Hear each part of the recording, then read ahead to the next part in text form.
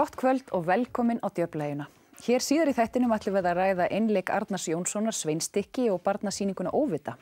En við byrjum á einstakri innsýn í töfra leikhússins. Hinn almenni leikhúsgestur sér ekki allt sem gengur á baksviðs meðan stórsýning eins og Mary Poppins stendur yfir. Þetta viðamesta sýning sem Borgarleikhúsið hefur sett upp og stefnir í að setja aðsóknarmet. 7. hluti þjóðarinnar hefur þegar séð þessa sýningu. Kolbrún Vaka Helgadóttir fór í Borgarleikhúsið.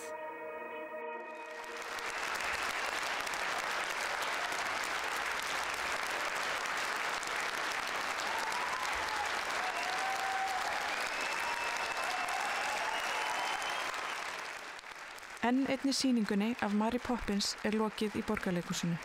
Nú eru 98 sýningar að baki fyrir fullu húsi og 55.000 manns hafa séð hana.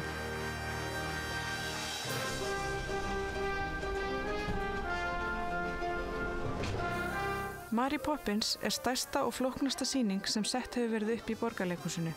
Tæplega 100 manns vinnaði sýningunni, skiptingar eru hraðar og má ekkert út af bregða. Í kvöld fáum við að fylgjast með einni sýningu frá óvenjulegu sjónarhorni, baksviðs. Eitthvað stress svona 10 mínútur í sýningu? Nei, ekki núna. En það alltaf svona, maður þarf alltaf að fylla sig svona að, sjálfum sér, ég veit ekki.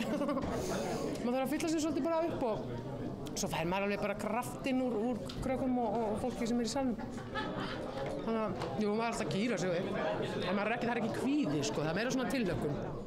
Anna Pála Kristjánsdóttir, sýningarstjóri, með alla þræði í hendi sér og stýrir skipinu í gegnum talstöðvakerfi. Hvað langt í sýningu, Pála? 2 mínútur. Það stressað? Nei, við erum búin að sýna þetta svo oft. Það er ekki lengur. Húsvald að gengilegt, fyrst að fólk og börnum, fyrst að jafn. Jóhanna Vigdís þarf að bíða nokkra stund tilbúin eftir stóru stundinni þegar Mary Poppins birtist loks á sviðinu.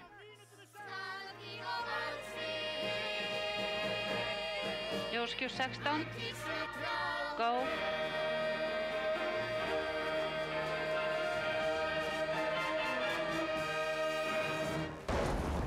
Og þið eru að leita barnfóstru?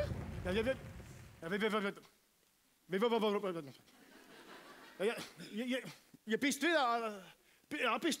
Já, látum okkur nú sjá. Leikarar og dansarar sem eru ekki á sviði þá stundina geta fylgst með sýningunni á skjá á kaffistofunni. Go. Það er mikið að gera hjá sviðsmönnum allan tíman, en skiptir leikmyndir 20 sinnum og þær eru miklar og þungar.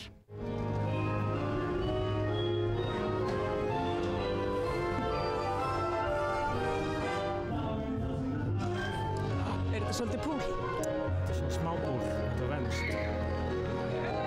Og sem var svo beina á milli vera. Já, þetta er ágætis líkamsrækt. Óvæntir hlutir gerast í leikhúsinu og þá þarf að bregðast hratt við.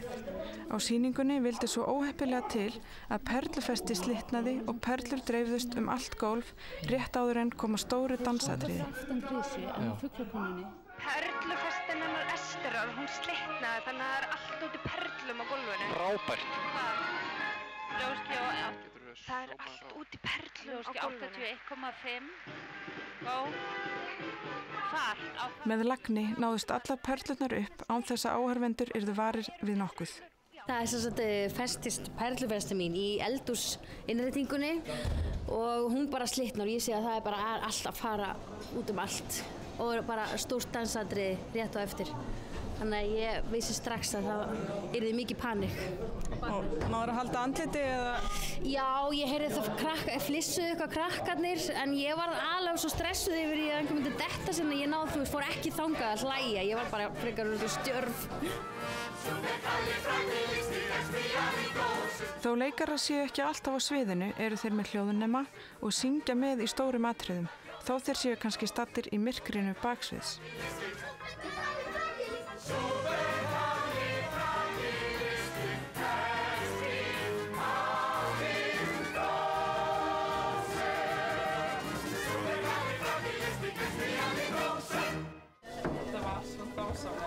Skiptingar eru hraðar milli atriða. Sumir leikarar þurfa að skipta 8 sinnum búninga og hafa stundum aðeins innan við mínútu til þess. Þaulþjálfaðar hendur aðstoða við búningaskiptin og sjá til þess að allt sé á réttum stað. Þetta var hún Heiða, sko. Hún er bara mín hægri hönd, sko. Ég myndi ekki komast í gegnum þessa sýningu nema fyrir hana.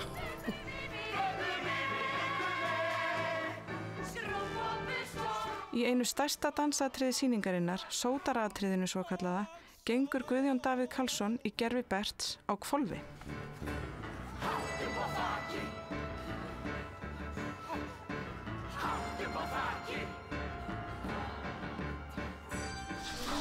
Hvernig er tilfinningin að syngja á hvolfi? Hún er svolítið spes, sko. Það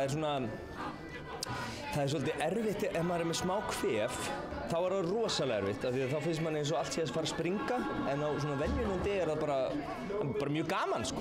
Svolítið mikið blóð en mjög gaman, sko. Maður er alltaf feginn að maður er á leiðinni niður þannig að maður er svona ekstra spenntur að dansa eftir þetta. Nú er hlé, hvenær fer aftur á svið?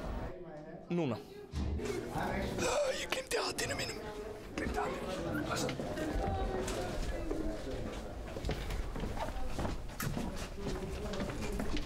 Jafnruggulegt stóð og liðið sem dimmunni kveður ljóð.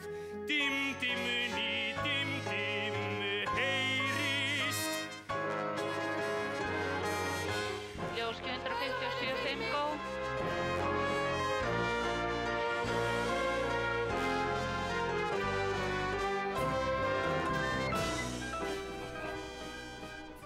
Það er mikil örtröð í búningsherbygginu og svitinn bogar á fólki.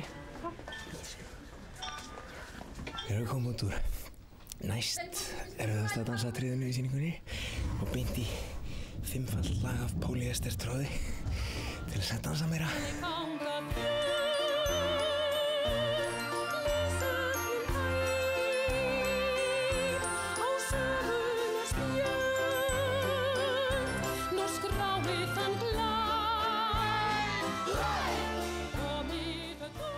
Margrét Eir Hjartardóttir hefur það vanþakkláta hlutverk að leika vondu fóstruna sem kemur í stað Marie.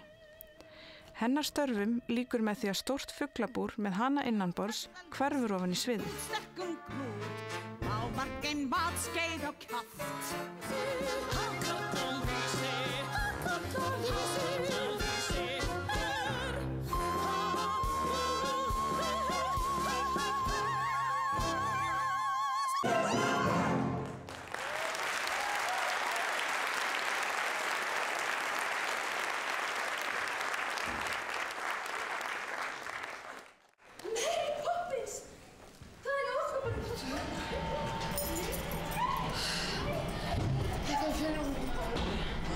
Þetta enda ekki vel?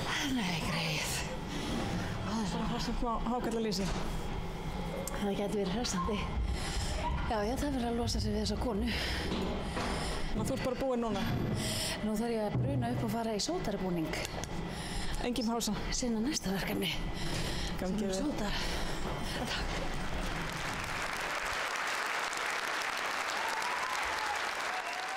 Sýningunni lýkur undir dynjandi lófataki. Jæja, þá er þetta búið í kvöld. Þetta er búið í kvöld. Aftur á morgun eða hvað? Aftur á morgun. Hvað eru oft sýningar í viku? Við erum með svona 4-5 sýningar í viku. Það er ógeðslega gaman að fá svona rönn í svona sýningu af því að það heldur hún áfram að þróast svo skemmtilega og svona. Og hún einhvern veginn sjúskast ekki af því að hún er svo erfið að það verða allir að vera bara 150% tonn. Eins og við sáum í kvöld. Já, þannig að þá bara einhvern veginn, þá er svona, þess vegna er svo gaman að gera hana, þannig að hún heldur bara áfram að þróast á skemmtilegan hátt, sko.